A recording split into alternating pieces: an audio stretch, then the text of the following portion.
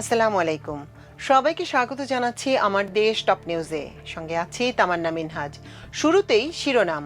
বাংলাদেশে তৃতীয় পক্ষের হস্তক্ষেপ চায় না চীন, বললেন রাষ্ট্রদূত ইয়া ওয়েন। ঢাকা দিল্লি সম্পর্ক এগিয়ে নিতে চায় ভারত, বললেন হাইকমিশনার প্রণয় বার্মা। 12ই মার্চ বসবে সংসদ অধিবেশন। দায়িত্ব শেষে নিজ পেশায় ফিরলেন ডক্টর ইউনূস। আওয়ামী লীগ আমলে 1000 রাজনৈতিক মামলা প্রত্যাহার। 14ই এপ্রিলের আগেই বগুড়া ও শেরপুরে নির্বাচন। দর্শক শুনছিলেন শিরোনাম, এবার জানিয়ে দিচ্ছি বিস্তারিত। ঢাকার সঙ্গে ঘনিষ্ঠ সম্পর্ক প্রতিষ্ঠায় আগ্রহ প্রকাশ করেছে দিল্লি। এদিকে ঢাকায় নিযুক্ত চীনের রাষ্ট্রদূত ইয়া ওয়েন জানিয়েছেন, বাংলাদেশ সহ দক্ষিণ এশিয়ার দেশগুলোতে দ্বিপক্ষীয় সম্পর্কের ক্ষেত্রে তৃতীয় পক্ষের হস্তক্ষেপ চায় না বেইজিং। 3 দেশের সম্পর্কে নতুন এক রসায়নের আভাস পাওয়া যাচ্ছে তাদের বক্তব্যে।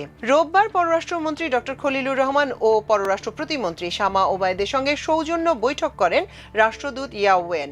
বৈঠক শেষে সাংবাদিকদের মুখোমুখি হয়ে তিনি বলেন, চীন প্রতিটি দেশের সার্বভৌমত্বের প্রতি শ্রদ্ধাশীল।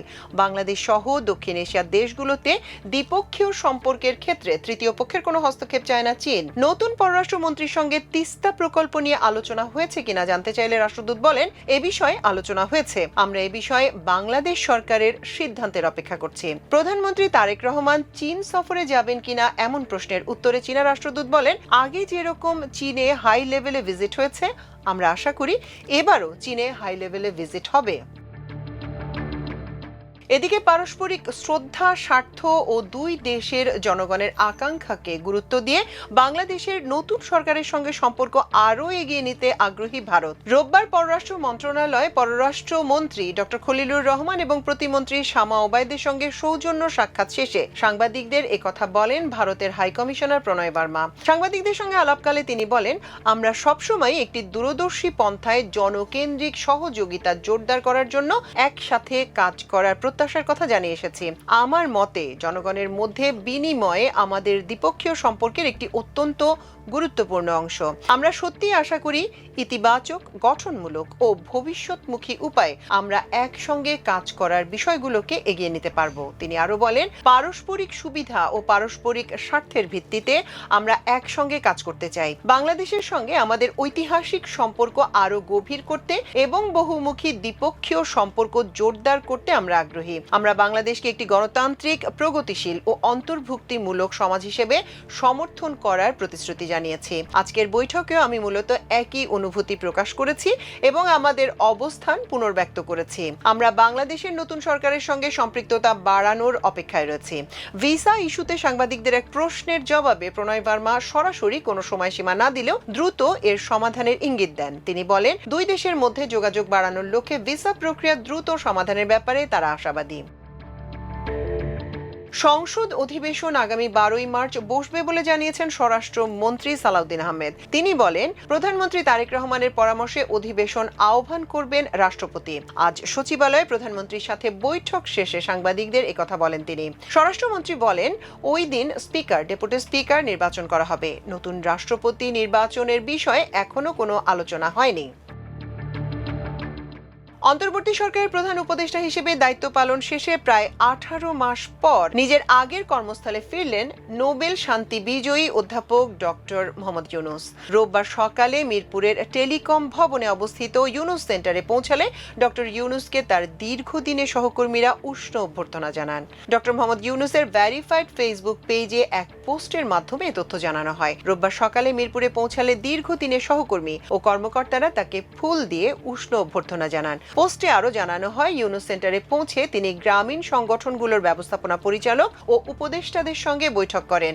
দায়িত্ব পালনের বিরতির পর বিভিন্ন কার্যক্রম পুনরায় শুরু এবং ভবিষ্যৎ পরিকল্পনা নিয়ে সেখানে আলোচনা হয় বলে জানা গেছে।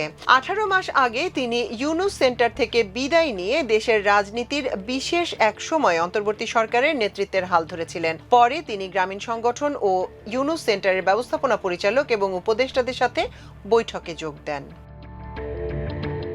ক্ষমতাচ্যুত আওয়ামী লীগ সরকারের 17 বছরে হওয়া রাজনৈতিক মামলাগুলোর মধ্যে 1006টি মামলা প্রত্যাহারে অনুমোদন দিয়েছে নবগঠিত বিএনপি সরকার। আজ রোববার স্বরাষ্ট্র মন্ত্রণালয় এ তথ্য জানিয়েছে। তারেক রহমানের নেতৃত্বাধীন বাংলাদেশ জাতীয়তাবাদী দল বিএনপি দায়িত্ব নেয়ার 5 দিনের মাথায় এর সিদ্ধান্ত নেওয়ার কথা জানানো হয়। ত্রয়োদশ জাতীয় সংসদ নির্বাচনে একক সংখ্যাগরিষ্ঠতা পাওয়ার পর 17 ফেব্রুয়ারি শপথ নিয়ে সরকার গঠন করে দলটি।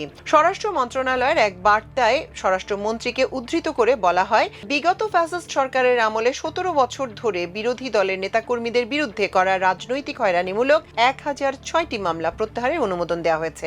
এর আগে জুলাই অভ্যুত্থানে শেখ হাসিনা সরকারের পতনের পর ওই সময়কার 23,865টি মামলা প্রত্যাহারের সুপারিশের তথ্য 8 ফেব্রুয়ারি জানায় আইন, বিচার ও সংসদ বিষয়ক মন্ত্রণালয়। এসব মামলার বেশিরভাগই করা হয়েছিল বিএনপি, বাংলাদেশ জামায়াতে ইসলামী, হেফাজতে ইসলাম বাংলাদেশ, গণ অধিকার পরিষদ সহ বিভিন্ন রাজনৈতিক দলের নেতাকর্মীদের বিরুদ্ধে। মন্ত্রণালয়ের ভাষ্য অনুযায়ী এসব মামলা প্রত্যাহারের ফলে প্রায় 5 লাখ মানুষ কথিত হয়রানিমূলক মামলা থেকে অব্যাহতি পাচ্ছে। তথ্য অনুযায়ী 2009 সালের 6 জানুয়ারি থেকে 2024 সালের 5 আগস্ট পর্যন্ত সময় হওয়া মামলাগুলো প্রত্যাহারের লক্ষ্যে গত বছরের 22 সেপ্টেম্বর অন্তর্বর্তী সরকার 2টি কমিটি গঠন করে। জেলা প্রশাসকের নেতৃত্বে জেলা কমিটি এবং আইন মন্ত্রণালয়ের উপদেষ্টা আসিফ নজরুলের নেতৃত্বে আন্তঃ মন্ত্রণালয় কমিটি গঠন করা হয়। বগুড়া 6 আসনের উপনির্বাচন এবং শেরপুর 3 আসনের পুনর্নির্বাচন আগামী 14 এপ্রিলের আগে অনুষ্ঠিত হবে বলে জানিয়েছেন নির্বাচন কমিশনার আব্দুর রহমানেল মাসুদ। আজ রোববার রাজধানী আগারগাঁওয়ে নির্বাচন ভবনে নিজ দপ্তরে সাংবাদিকদের একথা জানান তিনি। বগুড়া 6-এর উপনির্বাচন এবং শেরপুর 3-এর পুনর্নির্বাচন শিগগিরই হবে ইনশাল্লাহ। আমরা আশা করছি 14 এপ্রিল অর্থাৎ পয়লা বৈশাখের আগেই যাতে হয় সে ব্যবস্থা করা হচ্ছে, কারণ পয়লা বৈশাখে সাধারণত ঝড় তুফান হয়ে থাকে। এর জন্য এর আগেই ব্যবস্থা করার চেষ্টা আমরা করছি এবং আমরা আশা করি যে আমরা সেটা পারবো। উপনির্বাচন ও পুনর্নির্বাচনে পোস্টাল ব্যালট থাকছে কিনা জানতে চাইলে এই নির্বাচন কমিশনার বলেন, পোস্টাল ব্যালট উপনির্বাচনেও চলবে। একটাই তো আমরা দিয়েই দিয়েছি, সেটা তো ভোট হয় নাই। আর একটা বগুড়ার যেটা, সেটা আমরা পোস্টাল ব্যালট দেব। সেক্ষেত্রে নিবন্ধনের সময় কতটুকু থাকবে জানতে চাইলে ইসি মাসুদ বলেন, নিবন্ধন যারা করেই ফেলেছে সেগুলো তো আছেই, তাদের কাছে শুধু আমরা ব্যালট পাঠাবো। আর হয়তোবা 2-4 দিন সময় দেয়া যেতে পারে যদি কারো নিবন্ধন বাকি থেকে থাকে, কিন্তু আমার মনে হয় তারা সবাই রেজিস্ট্রেশন করেছে। বগুড়ার যারা, তারা ইতিমধ্যে প্রবাসী ভোটার হিসেবে রেজিস্ট্রেশন করেছে, ভোটও দিয়েছে তারা। আমরা এখন নতুন করে আবার তাদের কাছে ব্যালট পাঠাবো। দর্শক, এই ছিল আমাদের আজকের টপ নিউজের আয়োজন। এতক্ষণ সঙ্গে থাকার জন্য অশেষ কৃতজ্ঞতা। আল্লাহ হাফেজ।